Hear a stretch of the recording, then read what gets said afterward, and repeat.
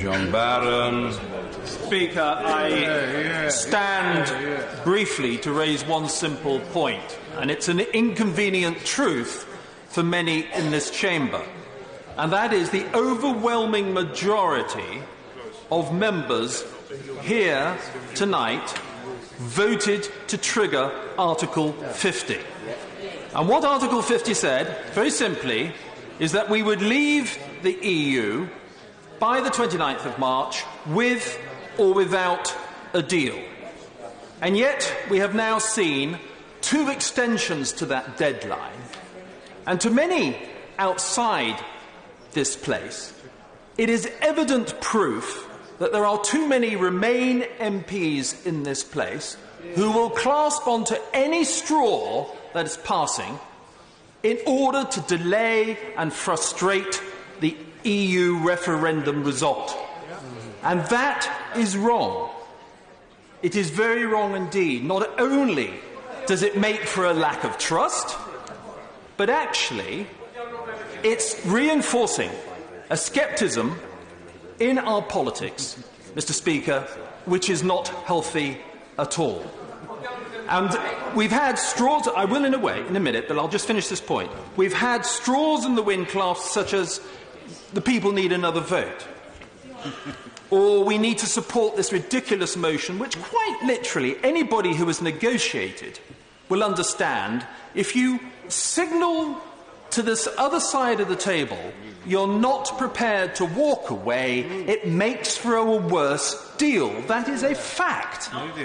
But not to many members here who will clasp at any straw to try and frustrate Brexit.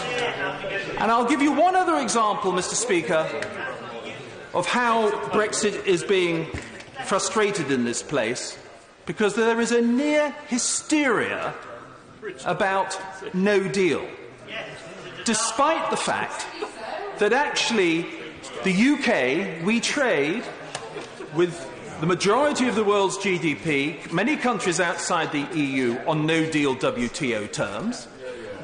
5 of the EU's own top 10 trading partners trade on the basis of WTO no deal. And since Project Fear in 2016 failed,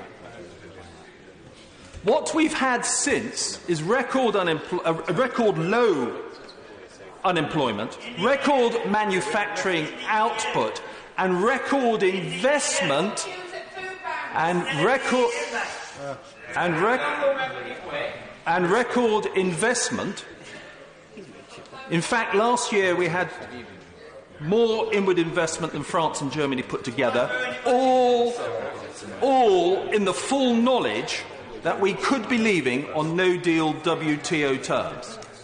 Now, despite all that, we've had members in this place who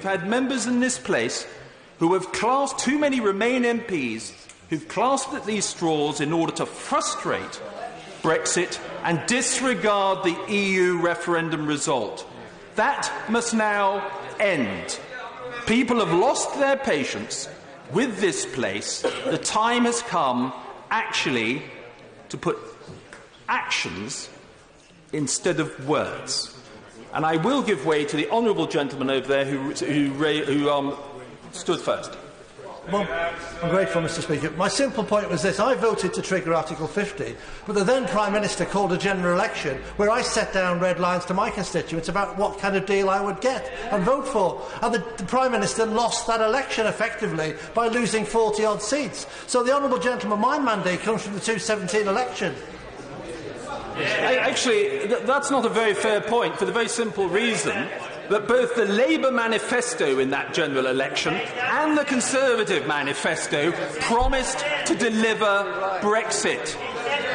And all we've seen since is utter delay and confusion, caused largely by Remain MPs who will not honour that referendum result. So at the end of the day, at the end of... Oh, go on, I will give way, go on. The honourable gentleman keeps saying that